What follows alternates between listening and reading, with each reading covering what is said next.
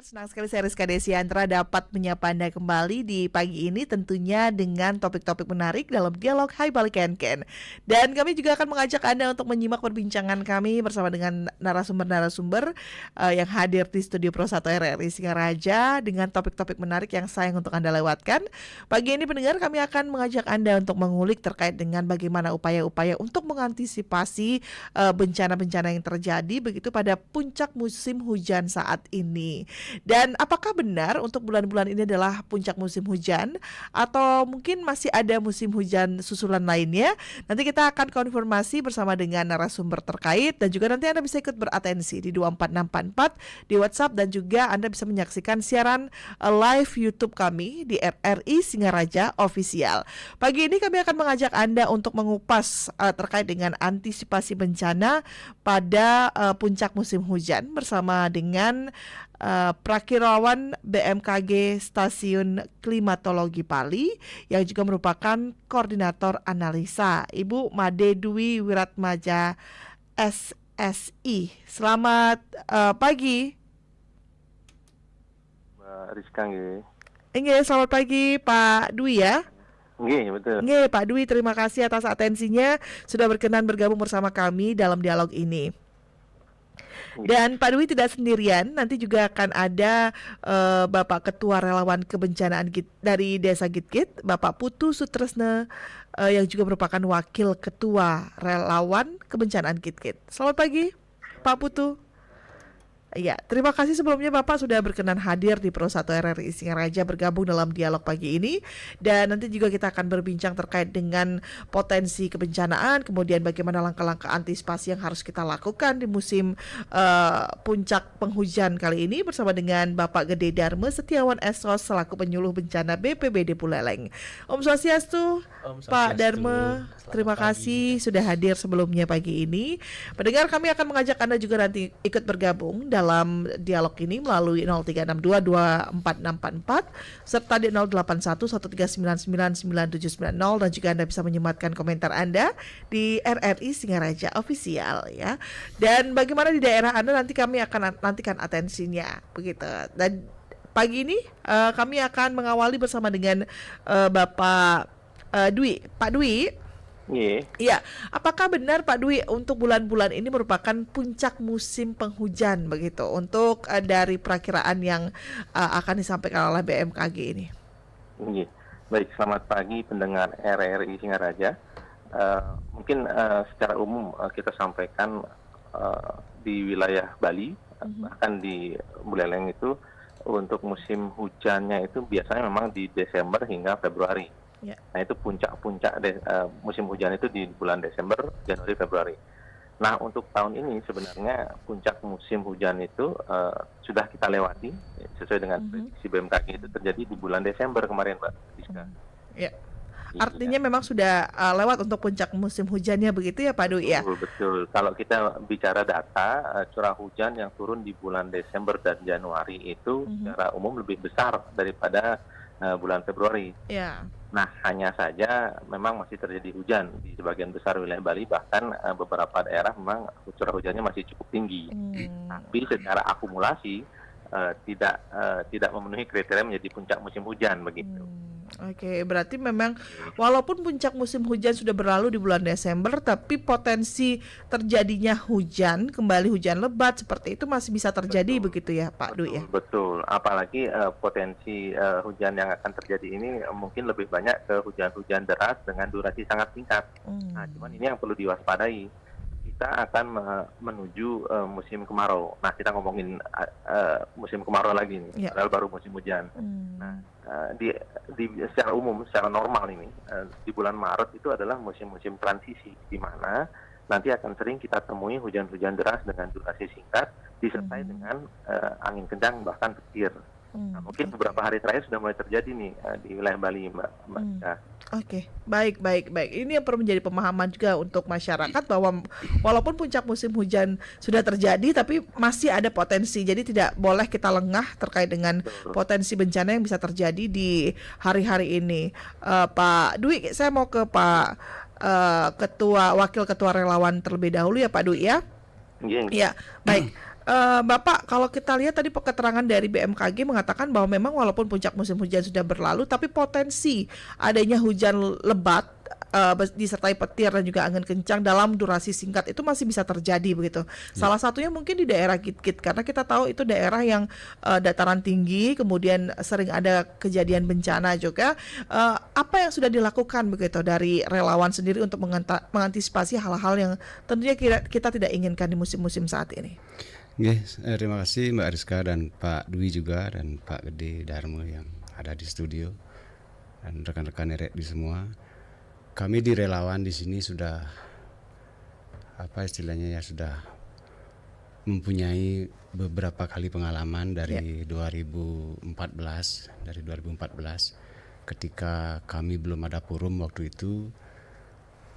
Karena daerah Git-Git memang seperti yang Mbak Rizka sampaikan tadi memang rawan terhadap longsor, terhadap pohon tumbang, dan juga tentang curah hujan yang sekiranya seperti tidak menentu ya, begitu kiranya sudah selesai tetapi masih kayak kemarin sudah ada matahari terbit 1 hari sampai 3 hari itu kiranya sudah berhenti dan ternyata masih gitu.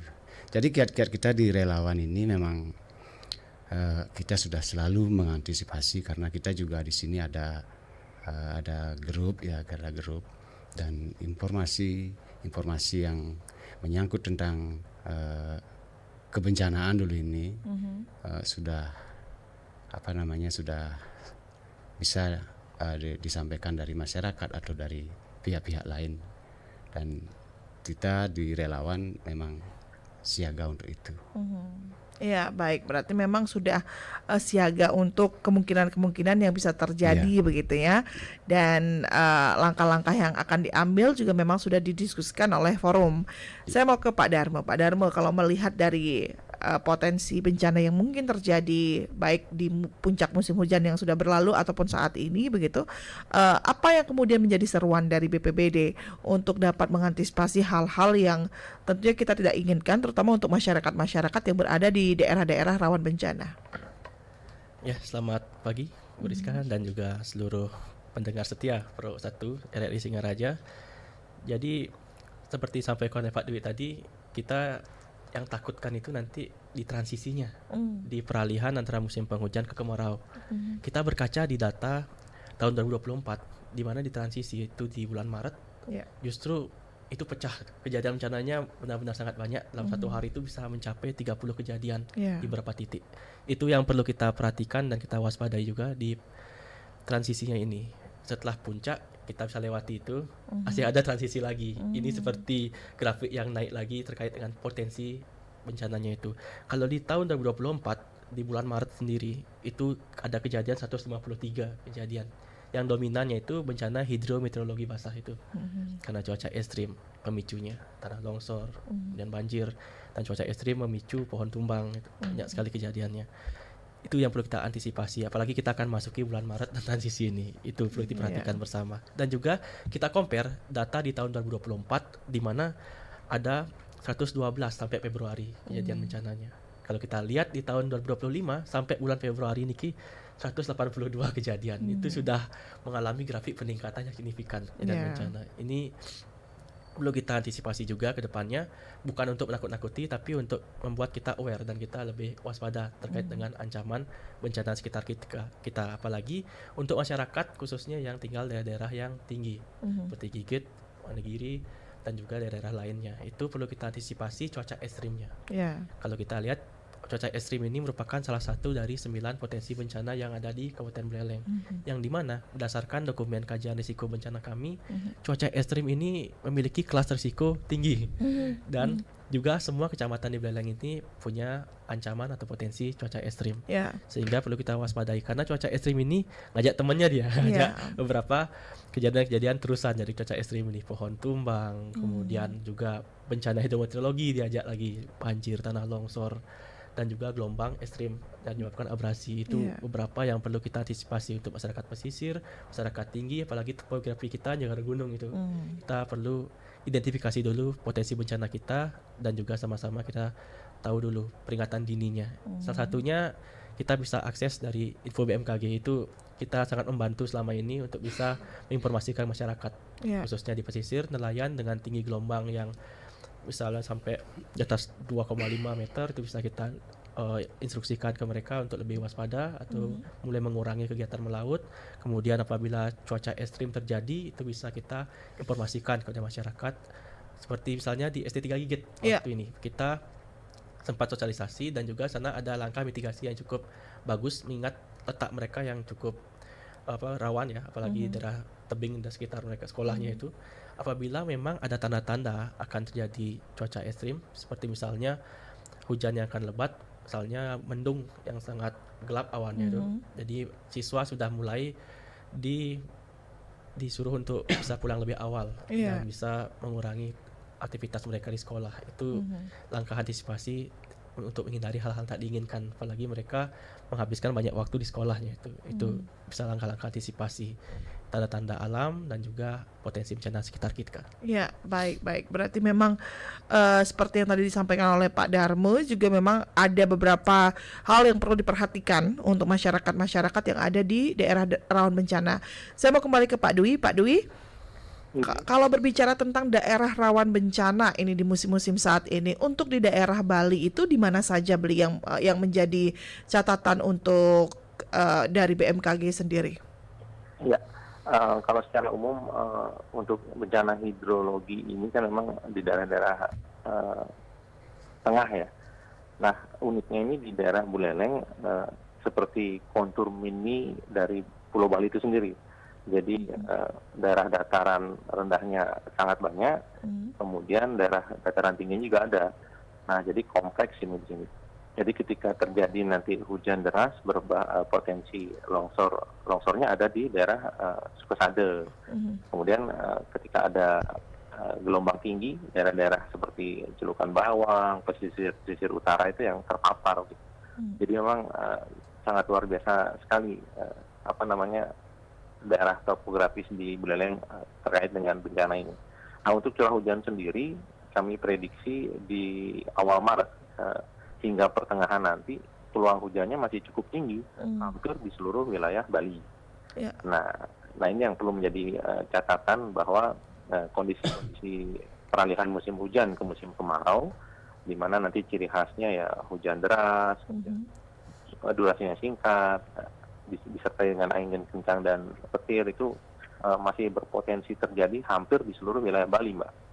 Begitu. Oke, baik. Tidak hanya terfokus pada beberapa daerah saja berarti ya, betul. Pak Dwi ya. Yang menjadi catatan ini kan bencana itu tidak serta-merta oleh cuaca atau iklim. Jadi respon daerah itu kan beda-beda. Jadi saya katakan misalnya curah hujannya 50 mm begitu ya. Jika terjadi di Jembrane dan terjadi di Denpasar, nampaknya kan berbeda. Mungkin jika terjadi di Jembrane atau di Grogak begitu, curah hujan sebegitu itu tidak sangat signifikan dampaknya. Tapi jika terjadi di Denpasar, mungkin akan terjadi genangan hingga banjir. Nah, itu yang perlu menjadi catatan. Jangan sampai semua hal itu menyamaratakan, oh ini faktor cuaca begitu. Oke, baik. Ini menarik ya kalau kita berbicara dan kita simak, karena memang daerah itu mempunyai topografinya masing-masing begitu ya. Penanganannya pun berbeda-beda. Saya mau kembali ke Bapak Wakil Ketua Relawan. Ini kalau berbicara tentang kemampuan atau apa yang skill-skill yang dimiliki oleh para relawan sendiri begitu, apakah memang sudah beradaptasi atau sudah menyesuaikan dengan topografi yang ada begitu, Pak? Ya betul Mbak Rizka, betul sekali itu. Kita berpengalaman dari kita sebagai daerah yang sering terkena bencana dalam tanda kutip.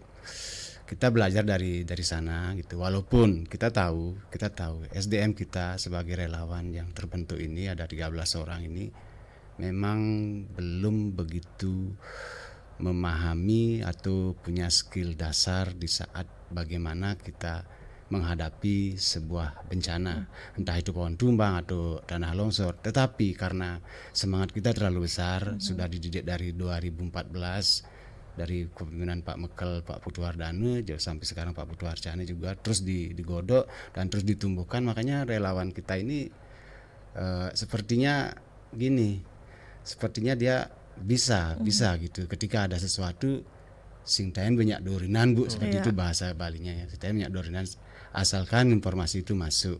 Tetapi sih kita minta dari pihak-pihak terkait ya, karena relawan Git-Git juga sudah mungkin sudah diketahui atau didengar sama pihak-pihak lain yang sih sangat memohon dari pihak-pihak terkait itu bagaimana relawan Git-Git ini bisa eksis terus bisa saling membantu, bagaimana kita itu bisa mendapatkan pelatihan yang lebih mungkin pelatihan secara skill, dan tentunya yang paling pentingkan di Git-Git saat kami melakukan penanganan itu adalah alat. Dari alat itu mungkin yang bisa saya sampaikan. Oke, baik, berarti memang selain skill ada juga sarana prasarana yang juga dibutuhkan begitu ya Pak Putu ya. Saya mau kembali ke Pak Darmo. Pak Darmo, kalau melihat tadi yang disampaikan oleh Bapak Dwi, kemudian Pak Putu juga mengatakan bahwa memang skill itu penting, dan kita mengingat topografi untuk di Bali kan berbeda-beda di setiap daerah, dan sarana prasarana yang dibutuhkan juga berbeda, skill yang juga dimungkinkan juga berbeda begitu. Dari BPBD sendiri, apakah memang sudah ada langkah-langkah preventif atau preemptif untuk bisa menjawab permasalahan itu, Pak Darmo? Baik, terima kasih Mbak Rizka. Terkait dengan upaya preventif, kami memiliki upaya mitigasi, ada sosialisasi, komunikasi, informasi, dan edukasi ke masyarakat, dan juga kami memiliki pelatihan pencegahan dan mitigasi ke masyarakat. Jadi kami menyasar beberapa desa-desa yang rawan bencana dan juga sekolah lingkupnya juga, karena seperti yang dijelaskan tadi, di mana sekolah itu sebagai tempat siswa-siswa itu menghabiskan waktu mereka lama, sehingga mereka harus punya skill untuk seenggaknya tahu di mana melakukan evakuasi saat jadi kejadian bencana itu misalnya. Jadi kami sudah melakukan langkah-langkah pelatihan seperti itu. Kami juga ke beberapa desa-desa di mana kami menyasar desa, baik itu kawasan industri, kawasan yang pariwisata, kita sasar semua. Yang untuk Git-Git niki memang percontohan yang sangat baik di antara semua desa-desa yang ada di Kabupaten Buleleng. Ini bisa menjadi contoh yang sangat baik yang bisa memicu relawan-relawan lainnya lahir di desa-desa di Kabupaten Buleleng, di mana kita Kabupaten Buleleng ini belum semua bisa terbentuk desa tangguh bencana seperti desa Git-Git. Sejauh ini kami juga berupaya untuk bisa memperbanyak membentukkan desa tangguh bencana melalui relawannya, dan juga membentuk forum pengurangan risiko bencananya atau FPRB-nya. Jadi kami untuk di tahun ini ada 2 desa yang akan segera join menjadi Destana. Itu ada desa Pukat Mungge, tetangga kantor kami gitu. Pukat Mungge, kemudian ada juga desa Selat. Mengingat desa Selat juga memiliki topografi yang rawan juga, ada longsoran dan pohon tumbangnya juga. Kami mencoba untuk melahirkan desa Git-Git lainnya, khususnya relawan-relawan mereka yang bisa aktif dalam penanggulangan bencana. Seperti yang saya sampaikan tadi, desa Git-Git relawannya itu memang gercep sekali, gerak cepat dalam penanggulangan bencana. Kami juga punya grup WA bersama relawannya di desa tangguh bencana Git-Git. Itu saat jadi bencana itu langsung laporannya ke grup thread, laporan kejadian bencana di Git-Git kilometer berapa di shortcut misalnya, itu sudah memberikan informasi kami, oh siaga nih. Mereka sudah di lapangan duluan sebelum ada menunggu PBD, mereka sudah di lapangan dulu. Seandainya memang ada hal-hal yang sulit untuk ditangani seperti menimpa kabel listrik itu misalnya, tentunya koordinasi kami PBD sebagai fungsi badan kami, ada fungsi koordinasi, fungsi pelaksana, dan fungsi sebagai komando. Tentunya kami menginformasikan lagi ke PLN sebagai yang punya kewenangan dalam urusan kabel listrik itu, karena kan kapasitas kami juga terbatas. Kami PBD untuk bisa menjangkau 9 kecamatan di Kabupaten Buleleng ini benar-benar PR nih Mbak Rizka. Kami benar-benar sulit, sehingga perpanjangan tangan itu sangat kami perlukan, yaitu melahirkan relawan-relawan di setiap desa yang aktif seperti desa Git-Git ini. Itu dari desa-desa sana kami harapkan bisa segera bisa join, bisa terbentuk di antara semua desa yang ada Kabupaten Buleleng atau berkelurahan juga, dan juga kecamatan tangguh bencana juga kami ingin gaungkan segera agar bisa bersama-sama mengurangi risiko bencana di Kabupaten Buleleng. Karena dengan luas wilayah seperti ini, mengandalkan 1-2 pihak saja itu benar-benar miss dan sangat sulit karena bencana itu tanggung jawab bersama, Kak Rizka. Oke, baik. Ini menarik ya. Memang kalau ada percontohan, paling tidak desa-desa lainnya sudah ada pembelajaran begitu melihat desa yang satu. Nah, kalau Pak Dharma, untuk desa-desa yang dipilih untuk menjadi Destana ini apakah memang sudah melewati kurasi atau bisa dari desa sendiri yang mengajukan untuk menjadi Destana? Ya. Untuk bisa mengajukan jadi Destana itu, yang pertama itu desanya komitmen. Komitmen untuk bisa konsisten aktif dalam penanggulangan bencana. Ya. Dan juga kami lakukan pendampingan, kami turun ke desa itu dengan desa yang memang memiliki topografi ataupun kerentanan bencana, khususnya dari daerah tinggi maupun daerah pesisir. Ya. Karena kita topografi jalur gunung, jadi kita coba balancekan daerah tinggi, daerah pesisirnya itu.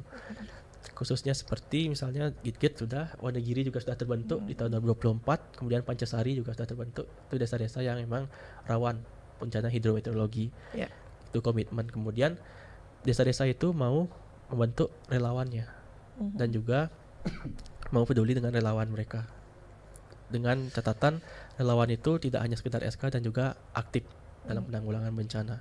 Itu ada beberapa indikator, misalnya ada penganggaran juga dalam penanggulangan bencana kan. Tidak mungkin kita dalam penanggulangan bencana itu tidak punya bekal dalam penanggulangan bencana itu. Jadi desa perlu menganggarkan kegiatan penanggulangan bencana itu.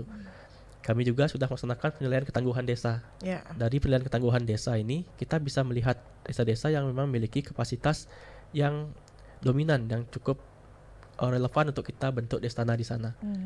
Jadi kita harapkan desa-desa yang diprioritaskan untuk menjadi Destana itu, selain saya prioritas juga ada desa-desa lain yang bisa ikut join. Jadi kita tidak ingin pilih kasih baru desa kapasitasnya tinggi, ini saja yang kita perhatikan, tidak. Kita juga welcome untuk semua desa apabila komitmen bisa join untuk membentuk Destana. Itu kami akan dampingi untuk membentukannya. Pelatihan seperti misalnya mengajak Basarnas, PMI, pertolongan pertama, teknik evakuasi, itu kita collab untuk bisa meningkatkan kapasitas yang ada di desa, khususnya relawan mereka. Baik. Ya berarti memang upaya-upaya yang dilakukan untuk mendorong itu juga sudah ada. Yang penting adalah komitmen begitu ya. Saya mau kembali ke Pak Dwi. Pak Dwi. Iya, Pak Dwi, kalau melihat cuaca-cuaca seperti saat ini ataupun tadi cuaca ekstrim ya, dikatakan sebagai cuaca ekstrim dari musim puncak penghujan, hujan, kemudian peralihan ke musim kemarau. Nah, upaya-upaya yang dilakukan dari BMKG sendiri ada tidak Pak untuk bisa memberikan pemahaman kepada masyarakat agar mereka juga paham bahwa di saat-saat musim sekarang ini harus meningkatkan kewaspadaan misalnya untuk potensi-potensi bencana yang terjadi? Iya. Baik, sebenarnya kalau kita bicara preventif ya, kita di BMKG memiliki program sekolah lapang iklim. Jadi sebelumnya memang di kami, tupoksi kami adalah terkait iklim di seluruh provinsi Bali. Nah, jadi bagaimana kita mengenalkan iklim itu khususnya kepada petani di sini, bagaimana dia memanfaatkan iklim agar nanti ke depannya proses budidayanya mereka tidak terhalang oleh iklim. Jadi mereka mengenali iklim, mengenali informasi iklim dari BMKG, bagaimana mendapatkannya dan bagaimana memanfaatkannya begitu. Nah, semakin ke sini ternyata semua aspek itu butuh informasi iklim. Nah, ini saya juga berterima kasih tadi ternyata ada yang dibentuk BPBD Destana tadi. Ya. Ini saya sangat apresiasi sekali, bahkan sudah memiliki kader-kadernya ya di sana. Nah, sayangnya tahun ini kita kan ya secara masyarakat sudah tahu kita kena efisiensi pemerintahan. Jadi mau nggak mau kegiatan tersebut tidak ada gitu. Bahkan rencananya memang kami di BMKG akan mengadakan sosialisasi terkait kebencanaan. Jadi peringatan dini, bagaimana masyarakat paham terkait peringatan dini cuaca ekstrim, kemudian bagaimana mendapatkannya, kemudian bagaimana nanti memanfaatkan jika terjadi kondisi-kondisi ekstrim begitu. Jadi memang saya berterima kasih sekali sudah dipertemukan dengan Bli Gede dan Pak Putu di sini. Mungkin nanti kita bisa berbagi nomor. Jadi kita secara singkat bisa mungkin mengenalkan saja dulu, atau mungkin nanti ada kesempatan di lain waktu BPBD punya rencana punya kegiatan bisa mengundang kami untuk memberikan sosialisasi bagaimana sih mengenal cuaca ekstrim di wilayah Gitgit pada khususnya begitu. Ini beberapa daerah memang sudah kami kenalkan. Kemudian kemarin itu di Jembrane, di daerah pesisir, bagaimana kapan terjadinya gelombang tinggi, kemudian bagaimana harus beraktivitas, bagaimana kan masyarakat nelayan kita agak sedikit walaupun gelombang tinggi tetap melaut begitu. Jadi kita lebih concern ke keselamatan. Begitu. Oke, baik, berarti penting sekali adanya sosialisasi terkait dengan peringatan dini karena masyarakat sudah terbiasa mengetahui adanya peringatan dini, tapi mereka belum tahu harus apa yang dilakukan. Kebanyakan dari mereka adalah panik ya Pak Dwi ya pada saat menerima peringatan dini. Mungkin Pak Dwi bisa spill sedikit apa yang harus dilakukan oleh masyarakat pada saat menerima informasi peringatan dini dari BMKG. Ya, yang pasti informasi peringatan dini kami itu berbasis wilayah ya. Jadi dibaca dulu apakah wilayahnya terdampak atau tidak gitu.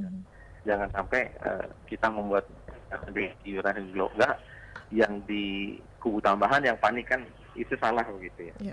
Jadi yang pertama pahami lokasi apakah termasuk di dalam peringatan dini tersebut. Yang kedua misalnya terjadi hujan deras gitu, yang apalagi disertai angin kencang, diharapkan masyarakat untuk tidak beraktivitas di luar dulu, jadi mengurangi aktivitas. Nah ini beberapa kejadian memang saat hujan deras ada beberapa petani yang tersambar petir di sawahnya. Jadi antisipasi singkat, simple begitu yang mungkin dapat menyelamatkan nyawa. Seperti tadi dikatakan oleh BPBD bahwa guru-guru sudah memulangkan muridnya ketika akan terjadi hujan deras begitu ya. Jadi memang ada langkah antisipatif di sana, gitu Mbak. Oke, baik. Terima kasih Pak Dwi atas beberapa hal yang perlu menjadi penekanan juga nih untuk peringatan dini yang harus diketahui oleh masyarakat. Tapi sebelum kita lanjut lagi Pak Dwi, Pak Dharma dan juga Pak Putu, kita akan rehat sejenak dulu dengan jeda berikut ini. Nanti kita akan undang pendengar untuk bisa ikut bergabung di 24644 dan juga di 08113999790. Untuk Anda yang akan bergabung, ingin bertanya mungkin bersama dengan Koordinator Analisa dan Perakirawan BMKG Stasiun Klimatologi Bali, Bapak Made Dwi Wiratmaja SSI masih terhubung bersama kita mendengar melalui jaringan telepon, dan juga ada Bapak Wakil Ketua Relawan Kebencanaan Git-Git, Bapak Putu Sutresna, dan juga nanti kita akan ikut menanggapi ya, ada yang ikut menanggapi juga Bapak Gede Dharma Setiawan Esos selaku penyuluh bencana BPBD Buleleng. Nanti Anda bisa bertanya apa yang harus dilakukan, dari BPBD juga akan memberikan tanggapan dari relawan dan juga dari BMKG. Silakan untuk Anda yang akan bergabung, ingin mempunyai pertanyaan atau mungkin apa yang terjadi di daerah Anda pendengar ya, terkait dengan kebencanaan, kemudian potensi cuaca di daerah Anda seperti apa untuk di hari-hari belakangan ini. Kami nantikan atensi Anda hingga pukul 10 nanti waktu Indonesia Tengah. Tetaplah bersama kami akan kembali setelah jeda berikut ini. Informasi dan inspirasi terus ada.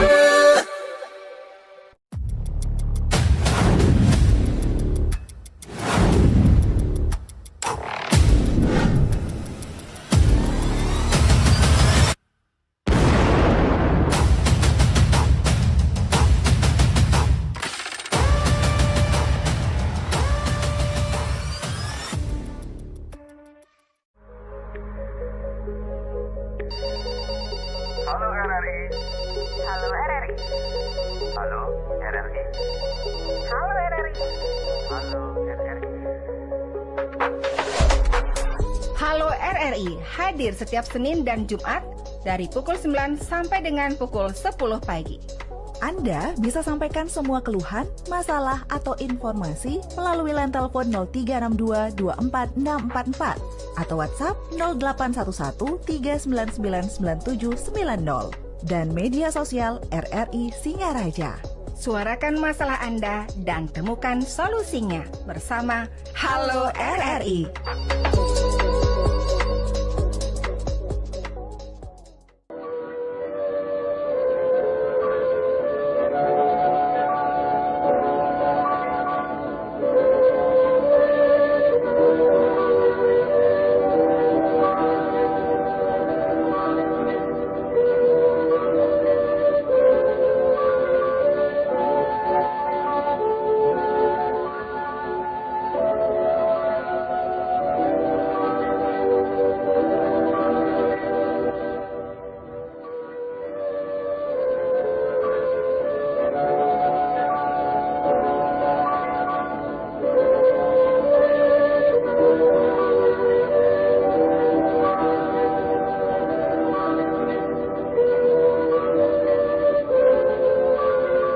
masih bersama kami di Pro 1 RRI Singaraja, kanal informasi dan inspirasi, masih dalam dialog Hai Balik Ken. Masih bersama saya Rizka Desiantar pendengar, kita masih berbicara terkait berbagai langkah antisipasi yang harus kita lakukan pada puncak musim penghujan dan juga pada bulan-bulan saat ini begitu ya. Kita juga masih bersama dengan Bapak Koordinator Analisa dan Perakirawan BMKG Stasiun Klimatologi Bali, Bapak Imade Dwi Wiratmaja SSI, dan juga ada Bapak Wakil Ketua Relawan Kebencanaan KITKIT Bapak Putu Sutresna, dan juga ada Bapak Penyuluh Bencana BPBD Buleleng Bapak Gede Dharma Setiawan SOS. Kami nantikan atensi Anda pendengar di 24644, bagaimana menurut Anda terkait dengan upaya-upaya antisipasi di musim puncak penghujan dan juga di cuaca ekstrim saat ini. Kami nantikan atensi Anda tentunya di 24644 dan juga di 081139999790. Anda juga bisa menyematkan komentar Anda di RRI Singaraja Official. Kami nantikan atensi Anda tentunya hingga pukul 10 waktu Indonesia Tengah nanti. Kita akan kembali membacakan beberapa WhatsApp yang sudah masuk juga nanti para narasumber juga akan menanggapi beberapa pertanyaan dari narasumber, dari pendengar ya. Kami nantikan atensi Anda, silakan untuk Anda yang akan bergabung di 0362246644 dan juga di 081139999790. Menurut Anda bagaimana kesiapan dari masyarakat sendiri, dari lingkungan-lingkungan di sekitar Anda dalam menghadapi potensi-potensi bencana yang terjadi atau mungkin yang kemungkinan akan terjadi di daerah-daerah yang rawan bencana? Kami nantikan atensinya tentunya di WhatsApp juga bisa pendengar di 081139999790. Nah, sebelum kita sapa pendengar, saya mau kembali ke Bapak Wakil Ketua Pak Putu. Pak Putu sebagai relawan yang memang sangat tahu begitu ya upaya-upaya yang memang terjadi di daerahnya begitu. Langkah apa yang pertama kali diambil oleh para teman-teman relawan begitu pada saat mengetahui terjadi bencana di salah satu titik di Desa Gitgit ini Pak Putu? Oke, terima kasih kembali Mbak Rizka ya. Sebagai langkah awal yang biasa kami di grup WhatsApp dulu ini. Karena sebagaimana diketahui pula, relawan kita ini terdiri dari beberapa rekan-rekan yang posisinya itu memang betul-betul sinergis ya. Ada di Gitgit ada 4 dusun dan dari ke-4 dusun itu semuanya ada relawan inti ya, relawan Destana inti. Itu pasti dah dari mereka-mereka itulah kita bisa tahu ketika terjadi sesuatu, atau mungkin disampaikan dari Pak, kita juga masuk di grup relawan Destana, dan di di aparat desa juga kita ada, karena selain dari relawan kita juga informasinya dapat dari klien dusunnya itu sendiri di mana terjadi sesuatu. Ini kan pengalaman kita ini kan sering terjadi di daerah Dusun Wirobuane. Jadinya memang poinnya itu terjadi kita ininya di Wirobuane gitu. Yeah. Terus langkah-langkah kita memang dari grup kita sudah komitmen siapapun, walaupun kita semuanya istilahnya ya mencari makan masing-masing, tidak bisa fokus hanya di sana saja. Tetapi ketika ada informasi masuk, mungkin ada pohon tumbang, kayak kemarin itu pohon tumbang, kebetulan teman-teman tidak ada yang standby, siapa yang menerima informasi itu ya wajib kita melakukan ya komen gitu istilahnya, atau saya di sini saya belum bisa, pas saya ada saya langsung berangkat, dan karena jiwa itu sudah yang miliki dari dulu itu, karena mengingat tempat kita itu memang rawan ya, bukan hanya bencana tetapi kecelakaan juga, kita juga berperan di sana. Oke, baik, luar biasa sekali ya. Kita harapkan semoga ini bisa diduplikasi di berbagai desa juga. Sebelum nanti kita lanjut, kita akan bacakan WhatsApp dulu ini. Selamat pagi kami ucapkan kepada Bapak Ketut Kirya yang ingin bertanya. Ini bertanya kepada BMKG. Pak Dwi, ada pertanyaan ya Pak Dwi ya.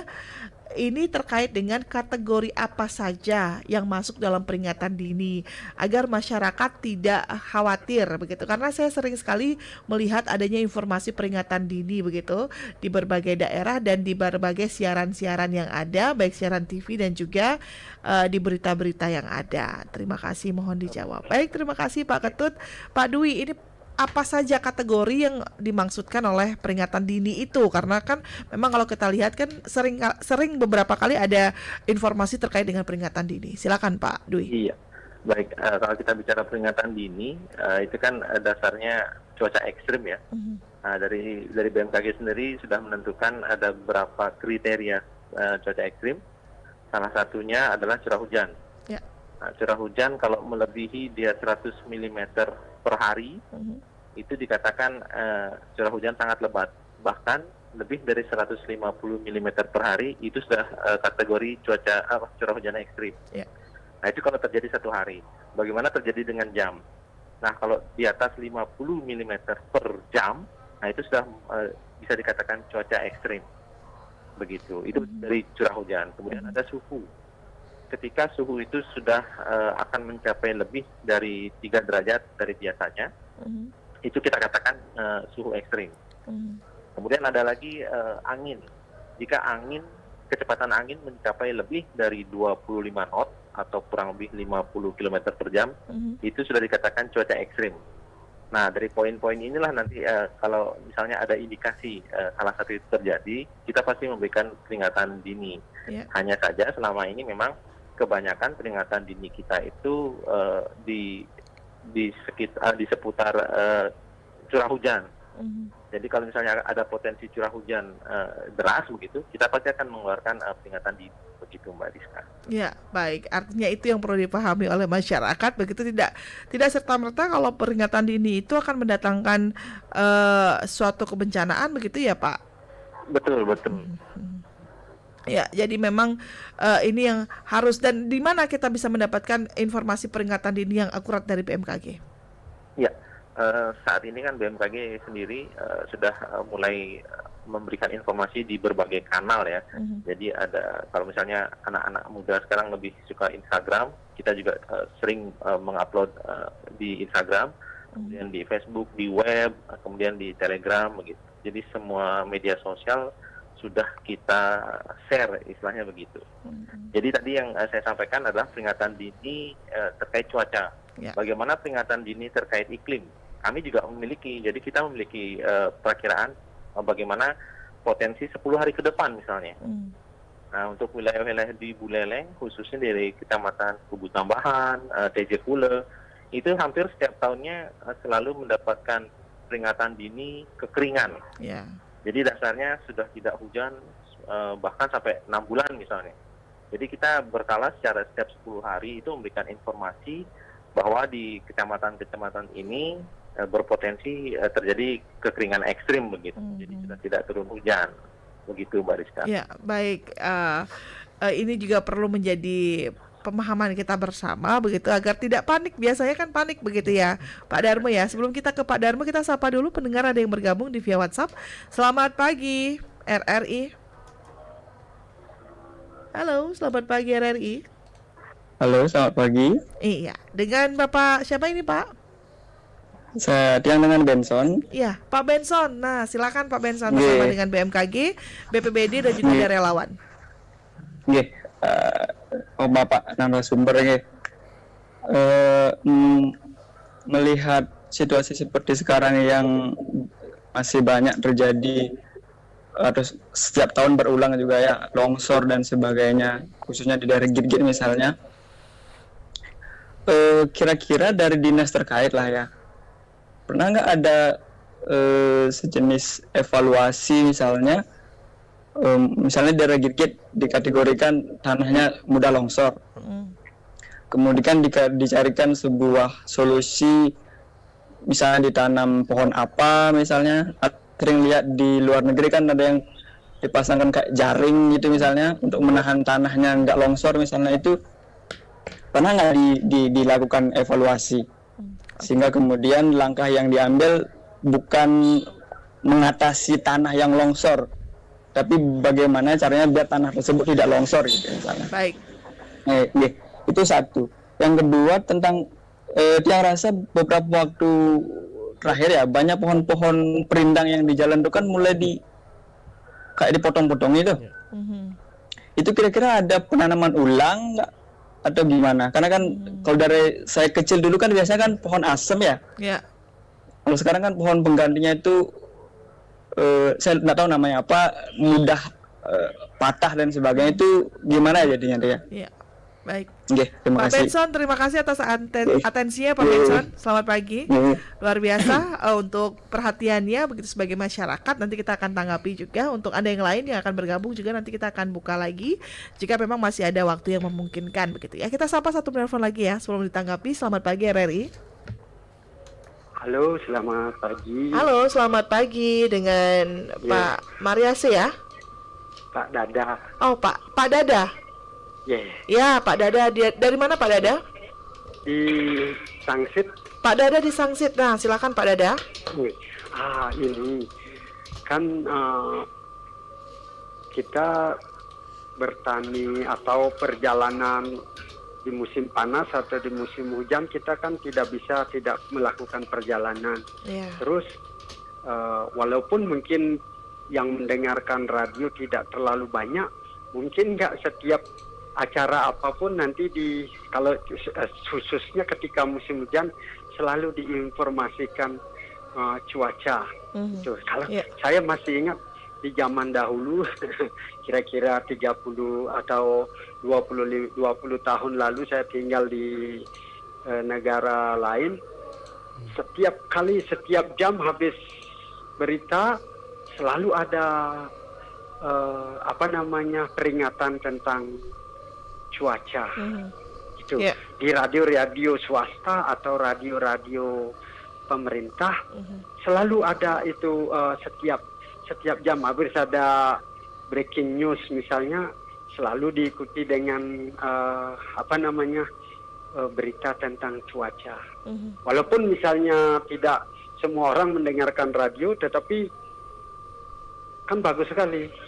Itu kira-kira bagaimana kalau apakah di Indonesia atau kita di Bali ini ada seperti itu atau bagaimana? Baik, itu aja, terima kasih. Terima kasih Pak Dada atas atensinya dan masukannya tentunya ya. Nah, untuk di RRI Singaraja sendiri mungkin saya akan bantu jawab. Ini sudah ada untuk kerjasama kita dengan BMKG ya untuk informasi cuaca di setiap pukul 13.00 waktu Indonesia Tengah pada saat penyiaran Warta Siang. Nah, mungkin nanti itu bisa menjadikan referensi untuk mengetahui bagaimana cuaca di Kabupaten Buleleng dan sekitarnya di setiap harinya begitu ya. Nah, tadi ada pertanyaan dari Pak Benson, kemudian bagaimana langkah preventif agar tidak terjadi tanah longsor misalnya begitu ya, daripada kita harus pada saat terjadi baru kita melakukan tindakan begitu. Alangkah lebih baiknya jika ini diantisipasi terlebih dahulu. Saya mau ke Pak Darma dulu. Pak Darma, silakan saya tanggapi dulu dari Pak Benson. Selamat pagi Niki, Pak Benson. Terima kasih untuk pertanyaannya terkait dengan langkah preventif khususnya untuk beberapa kejadian bencana ya, potensi bencana ya, seperti tanah longsor misalnya, daerah tinggi, ada juga pohon tumbang juga berbarengan di sana. Kami juga melaksanakan langkah preventif di mana kami BPBD sebagai fungsi koordinasi juga mengkoordinasikan kepada beberapa dinas-dinas terkait dalam penanggulangan bencana, baik itu vertikal maupun antar perangkat daerah. Dan dalam pengurangan risiko bencananya itu atau mitigasinya itu kami juga bersama dengan balai jalan. Karena di beberapa memang potensi misalnya seperti pohon yang risiko tumbang, itu kami bukan wewenang kami khusus jalan nasional ya. Itu kita perlu juga koordinasi untuk bisa mengatur dan juga membagi kegiatan dan juga koordinasinya sehingga balai jalan bisa bergerak agar tidak saling menyalahkan kewenangan itu misalnya. Untuk tanah longsor sendiri, untuk khususnya di Sorkat itu tentunya kita juga sudah koordinasi dengan yang yang berwenang di Sorkat nih ya. Itu kita sudah koordinasi juga, di mana waktu ini kita hadir di sana untuk koordinasi khususnya apabila tanah longsor terjadi ini, apa yang bisa dilakukan oleh pengembang atau di Sorkat itu yang punya kewenangan di sana, seperti mengarahkan alat berat itu sudah mereka harus siaga dan standby. Seperti kemarin juga sudah dipasang jaring-jaring juga di sana, di mana SOP kerja mereka sudah ada. Itu sebenarnya bukan kewenangan kami untuk daerah yang tebing-tebing seperti itu yang sedang pembangunan, sehingga fungsi kami sejauh ini sebagai fungsi koordinasi dulu untuk penanganan itu. Tapi untuk pohon-pohon risiko tumbang misalnya, ini menyambung juga pertanyaan keduanya, di mana kami kerjasama dengan balai jalan melaksanakan pemotongan, memang benar tadi pemotongan di beberapa tempat seperti Temukus, Jalan Lovina, Lugu Tambahan, di Sangsit, di Sawan. Kami melaksanakan pemotongan untuk mengurangi dampak dari cuaca ekstrim. Salah satunya ada pohon tumbang yang bisa mengganggu akses jalan. Itu kami sudah mengerahkan personil untuk kerjasama. Karena kalau kita tanpa ada koordinasi dengan balai jalan itu menyalahkan kewenangan, sehingga dirapatkan dulu siapa yang bertugas, siapa yang berperan di kewenangan ini, itu kami sudah jelas, sehingga saat penanganan pemangkasan pohon itu balai jalan bersama kami hadir di sana dalam mengurangi pohon-pohon risiko tumbang itu. Untuk penanamannya itu kewenangannya di balai jalan, bukan di kami. Mohon maaf, Pak Benson. Ya, terima kasih. Terima kasih Pak Dharma atas tanggapannya. Saya mau ke Pak Dwi. Pak Dwi tadi ada menyinggung terkait dengan informasi tentang cuaca. Apakah bisa disampaikan misalnya 1 jam sekali begitu? Apakah memang itu Jurgen disampaikan di kondisi daerah kita yang seperti ini jika dibandingkan dengan negara luar ya? Kalau negara luar itu memberikan informasi 1 jam sekali begitu, karena mungkin mereka mempunyai perubahan iklim atau cuaca yang ekstrim. Nah, kalau untuk di Kabupaten Buleleng, untuk di Bali, di Indonesia khususnya, apakah memang itu Jurgen disampaikan misalnya sesering mungkin 1 jam sekali atau mungkin setiap ada informasi-informasi penting begitu, Pak Dwi? Ya, mungkin saya kembali ke mindset masyarakat nih. Betul yang disampaikan tadi Bapak di Sangsit, bahwasannya di luar negeri itu masyarakatnya sangat-sangat concern terhadap iklim. Karena di sana seperti yang dikatakan tadi, cuacanya sangat rawan berubah. Cuman sangat gampang diprediksi begitu. Jadi pengalaman teman kami di Jepang, bahwasannya di sana cuaca itu sangat gampang untuk diprediksi. Jadi kapan akan terjadi hujan lebat, kapan akan terjadi badai, katakan seperti itu, sudah sangat gamblang sekali, dan masyarakatnya memang sangat membutuhkan itu. Nah, terbalik dengan kita di wilayah tropis, di mana hujan deras hampir setiap saat kita temukan begitu. Kemudian angin kencang juga hampir setiap saat terjadi. Jadi cenderung masyarakat itu lebih bisa dikatakan lebih cuek ya. Jadi hanya beberapa segelintir orang saja yang mungkin sangat concern terkait cuaca iklim ini. Nah, itu tidak membuat kami BMKG untuk tidak melakukan fungsi kami gitu. Kami tetap menginformasikan jika halnya terjadi peringatan dini cuaca ekstrim misalnya. Kami selalu membuat peringatan dini dan kita bagikan di kanal-kanal resmi, kemudian di beberapa grup-grup WhatsApp yang sudah berisi OPD. Jadi beberapa anggota masyarakat juga sudah join di sana. Jadi kita memberikan informasi untuk cuaca ekstrim itu maksimal 10 sampai 15 bahkan 30 menit sebelum terjadi.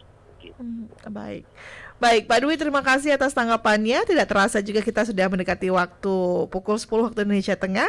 Namun sebelum kita tutup, kita akan dengarkan closing statement dulu dari masing-masing narasumber ya. Pernyataan penutup apa yang ingin disampaikan untuk dapat mengantisipasi potensi bencana yang terjadi di puncak musim penghujan dan juga di cuaca ekstrim saat ini. Bisa mungkin dari Pak Dharma terlebih dahulu bisa memberikan closing statement kepada pendengar, Pak? Kepada para pendengar Pro 1 RRI Singaraja, dalam penanggulangan bencana itu adalah tanggung jawab kita bersama. Jadi kita sangat berharap kolaborasi, komitmen dan konsistensi dalam penanggulangan bencana itu bisa jalan. Jadi tidak hanya sekedar kata-kata yang indah, tapi juga bisa jadi aksi nyata ke depannya itu. Terima kasih. Baik, terima kasih Pak Dharma atas closing statement-nya. Pak Putu bisa memberikan closing statement juga? Terima kasih Mbak Rizka dan pendengar RRI dimanapun bisa mendengar ini. Sebagai closing statement dari saya, Wakil Ketua Relawan Desa Gitgit ya, kami menghimbau untuk setiap desa yang ada di Gitgit, marilah kita bersama-sama peduli dengan dengan wilayah kita masing-masing. Walaupun tidak terbentuk, tetapi kita tetap peduli. Untuk Tiang pribadi dan relawan Gitgit, Tiang sangat meminta ini, terutama buat Pak Dwi juga bisa menyampaikan, Pak Gede juga dari BPBD bisa menyampaikan bagaimana relawan kami ini bisa terus semangat, bagaimana kami bisa berbuat yang lebih baik tanpa mengabaikan keselamatan kita juga, karena itu sangat terpenting. Dan mohon sering-sering untuk memberikan mungkin pelatihan ataukah pelatihan dasar dan lain sebagainya. Itu yang sangat yang harapkan, dan terutama juga kalau bisa ini peralatan-peralatan yang mungkin bisa dihibahkan kepada relawan kami, itu yang bisa saya sampaikan. Terima kasih. Dan untuk nomor WhatsApp Pak Dwi nanti yang mungkin bisa titip di sini. Terima kasih. Baik. Terima kasih Pak Putu atas closing statement-nya. Pak Dwi bisa memberikan closing statement untuk masyarakat Kabupaten Buleleng dan yang sedang mendengarkan siaran ini. Ya, baik, kepada pendengar RRI Singaraja, jadi mungkin mulai saatnya kita kembali mengingat mulat sarire, istilahnya orang Bali bilang, bagaimana kita menjaga alam agar nanti alam itu juga menjaga kita. Karena cuaca ekstrim yang terjadi saat ini tidak serta-merta hanya terjadi sekarang, bahkan sudah terjadi sejak dulu begitu ya. Cuman saja alam mungkin dulu masih terjaga, sekarang sudah mulai rusak, jadi dampaknya lebih besar terasanya. Jadi langkah-langkah kecil menjaga alam seperti tidak membuang sampah sembarangan, kemudian menanam pohon, hal-hal kecil seperti itu sangat berarti jika nantinya dilakukan bersama-sama. Bagaimana kita menjaga lingkungan sehingga nanti lingkungan juga akan tetap menjaga kita, dan pastinya tetap mencari informasi di kanal-kanal resmi BMKG dalam hal peringatan dini cuaca ekstrim. Baik. Terima kasih Pak Dwi atas closing statement-nya. Terima kasih Pak Darmo, Pak Putu juga terima kasih ya untuk atensinya. Untuk masyarakat, pendengar yang sudah mendengarkan juga terima kasih.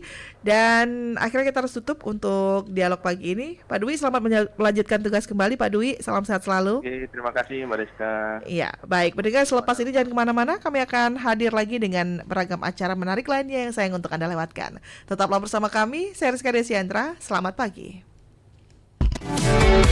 Kanal informasi dan inspirasi bersatu.